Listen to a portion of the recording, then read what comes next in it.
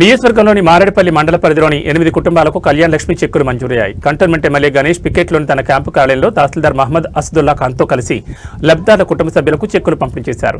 గత బీఆర్ఎస్ ప్రభుత్వంలో మాదిరిగా కళ్యాణ్ లక్ష్మి, షాదీ ముబారక్ చెక్కులు ఆలస్యం కాకుండా త్వరగా మంజూరవుతున్నాయని, పేదింటి ఆడబిడ్డల పెళ్లి కోసం ఆడపిల్లల తల్లిదండ్రులు ఆర్థిక ఇబ్బందులు గురి కావద్దనే ఉద్దేశంతో ముఖ్యమంత్రి రేవంత్ రెడ్డి చెక్కులను త్వరితగతిన అందజేయాలని అధికారులను ఆదేశించారని ఎమ్మెల్యే లబ్ధిదారుల కుటుంబ సభ్యులతో చెప్పారు.